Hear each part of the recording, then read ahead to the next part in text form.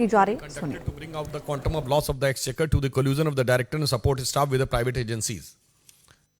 अब जो उपराज्यपाल महोदय ने ये लिखा है और ये अब पब्लिक डोमेन में है मीडिया में, उसके बिंदु क्रमांक 33 पे देखें तो लिखा हुआ tens of thousands of test were recommended prima facie to the ghost patient, यानी जिनका अस्तित्व ही नहीं था। यही अंतर है। हमारे प्रधानमंत्री श्री नरेंद्र मोदी जी के द्वारा हर चीज डिजिटली ट्रांसफर होती है, इसीलिए ये लोग आधार का भी विरोध करते थे, क्योंकि यदि व्यक्ति का आधार कार्ड है और डिजिटली उसके अकाउंट में ट्रांसफर हो रहा है तो उसमें किसी भी प्रकार का झोल होने की संभावना नहीं है। पर यहां पर फिर empirical data proving entry of the fake mobile numbers, blank mobile numbers of the fictitious patients, fake attendance of the doctors and fictitious data of the patient established with a widespread corruption, manipulation of the documents, forgery of the record with the sole intention to loot the government exchequer and extended under the benefit of the private parties operating at AAMC as well as the dispensaries, polyclinic and hospitals of the Delhi government. यानी अब ये बहुत साफ हो गया कि पहले आपने मोहल्ला क्लिनिक बनाई, फिर उसमें जांच, पहले मामूली जांच होती थी, फिर बड़ी जांच की व्यवस्था की, फिर वो सब आउटसोर्स कर दी।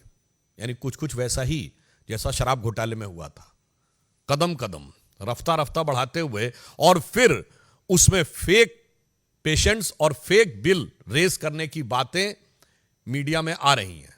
यानी अभी तक तो दारू का घोटाला था, अब दवा का घोटाला भी हो गया। यानी दवा और दारू दोनों में घोटाला करके कौन दिखा रहा है?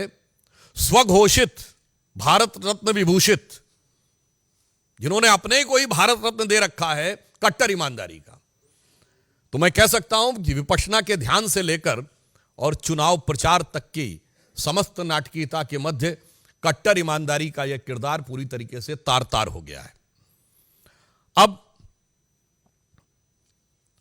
हम यह भी कहना चाहते हैं कि आज वो कहने का प्रयास कर रहे हैं, अभी उन्होंने प्रेस कॉन्फ्रेंस में कहा कि वो सीबीआई से सवाल पूछ रहे हैं। साहब, बवाली अब सवाली बन गए, जिन्होंने राजनीति की शुरुआत ही, अब ये मैं बवाली शब्द ऐसे नहीं कह रहा हूं, ये बताइए, आप सबने देखा था ना कि सीढ़ी लगाकर तार काट रहे थे, यह नेता का किरदार है। 26 जनवरी के दिन धरना कर रहे थे, यह जिम्मेदार राजनीतिक व्यक्तित्व का किरदार है।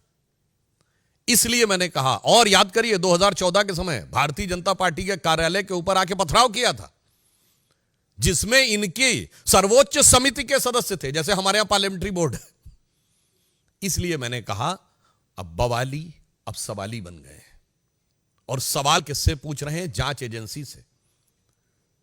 मतलब इसे शब्दशः ना लिया जाए, वैसे तो सारी जनता उस भाव को समझती है। हिंदी में एक कहावत होती ना कि उल्टा चोर कोतवाल को डांटे।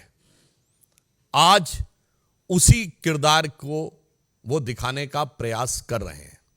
और जहां तक टेक्निकलिटी की बात है, तो अगर उनको लगता है कि कोई टेक्निकल इशू है तो वो न्यायालय से जाकर समाधान प्राप्त कर सकते थे, मगर यहां टेक्निकल नहीं, मॉरल इशू है। यहां न्यायिक विषय नहीं है, यहां नैतिक विषय है। और केजरीवाल जी का वहां जाने से बचना यह स्वतः प्रमाणित करता है कि उनको यह पता है कि वो इस जांच की आंच से बच नहीं सकते।